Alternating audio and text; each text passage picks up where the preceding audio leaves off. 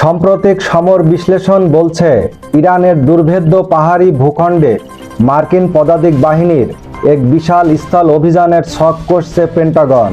কিন্তু প্রশ্ন হলো, 10 লক্ষ সৈন্য আর 4000 ট্যাঙ্কের পাহাড়ি টোপকে তেহরান দখল কি আদৌ সম্ভব, নাকি এটা হবে একবিংশ শতাব্দীর সবথেকে রক্তক্ষয়ী সংঘাত? যুদ্ধের রণকৌশল যখন আলোচনার টেবিল থেকে সরাসরি রণক্ষেত্রে গড়ায়, তখনই পরিস্থিতি হয় ভয়াবহ। পেন্টাগনের সমরবিদরা এখন নিঘুম রাত কাটাচ্ছেন একটি সম্ভাব্য স্থল অভিযানের ব্লুপ্রিন্ট নিয়ে। শাহেদ ড্রোনের ঝাঁক, ব্যালিস্টিক মিসাইলের গর্জন আর সমুদ্রের নিচে লুকিয়ে থাকা মাইন, সব কিছু মাথায় রেখে এই হাইরেক্স মিশন। লক্ষ্য একটাই, ইরানের সামরিক শক্তিকে গুঁড়িয়ে দেওয়া। ইরান মানে ইরাকের মতো ধুধু সমতল মরুভূমি নয়। এখানে প্রতি পদে আছে বিশাল আকার পাহাড়, দুর্গম গিরিপথ। বিশ্লেষকরা বলছেন, মার্কিন ট্যাঙ্ক বাহিনীকে সম্ভবত তুরস্কের সীমান্ত দিয়ে প্রবেশ করতে হবে। সেই পাহাড়ি পথে পা বাড়ানো মানে মৃত্যুকে আমন্ত্রণ জানানো। কারণ এই ভূখণ্ড ইরানিদের হাতের তালুর মতো চেনা। প্রতিটি ঝাঁকে ওত পেতে থাকতে পারে ভয়ঙ্কর অ্যাম্বুশ। আধুনিক যুদ্ধে এখন বড় আতঙ্ক ড্রোনের ঝাঁক। ইউক্রেন যুদ্ধে আমরা দেখেছি একটি সাধারণ ড্রোন কিভাবে একটি শক্তিশালী ট্যাঙ্কে ধ্বংস করে দিচ্ছে। ইরানের কাছে রয়েছে কয়েক হাজার শাহেদ আত্মঘাতী ড্রোন, মার্কিন সাঁজোয়া বহর। যখন শুরু পাহাড়ি রাস্তা দিয়ে এগোবে, তখন উপর থেকে ঝাঁকে ঝাঁকে আসা এই ড্রোনগুলো হতে পারে মার্কিন সৈন্যদের জন্য এক দুঃস্বপ্ন।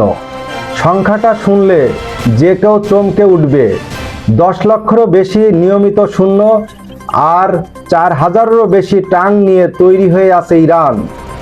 যদিও তাদের বেশিরভাগ ট্যাঙ্ক সোভিয়েত আমলের পুরনো মডেলের, কিন্তু নিজেদের মাটিতে লড়াই করার সময় এই বিপুল সংখ্যা শক্তি যে কোনো আধুনিক বাহিনীর জন্য বড় চ্যালেঞ্জ। 4000 লোহার দানব যখন গর্জে উঠবে, তখন প্রকম্পিত হবে পারস্য উপসাগরের মাটি। আমেরিকা কি তাহলে পিছিয়ে থাকবে? পেন্টাগন ভরসা রাখছে তাদের কৃত্রিম বুদ্ধিমত্তার উপর।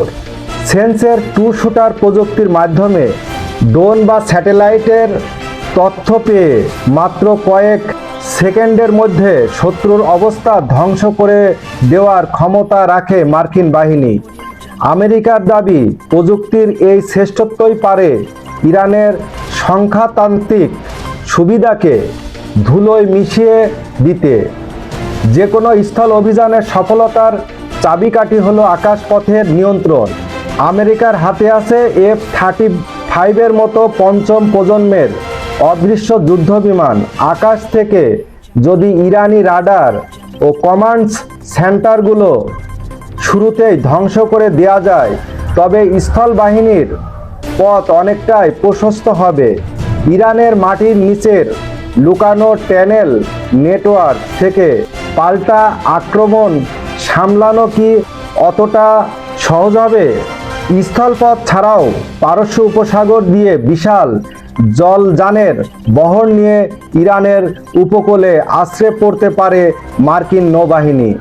উভচর ল্যান্ডিং ক্র্যাফট দিয়ে হাজার হাজার শূন্য ও ভারী ট্যাঙ্ক সমুদ্র সৈকতে নামানোর পরিকল্পনা পেন্টাগনের টেবিলে রয়েছে। সেখানেও বাধা হয়ে দাঁড়াতে পারে ইরানের শক্তিশালী মাইন ও উপকূলীয় মিসাইল ব্যাটারি। 2026 সালের এই সন্ধিক্ষণে দাঁড়িয়ে বিশ্ব আজ রুদ্ধশ্বাসে তাকিয়ে আছে। একদিকে আধুনিক মার্কিন প্রযুক্তি, অন্যদিকে দুর্ভেদ্য ভূগোল ও বিশাল সেনাবাহিনী। এই সংঘাত শুরু হলে তার আঁচ লাগবে সারা বিশ্বে। Masud Khandakar, news 24 views.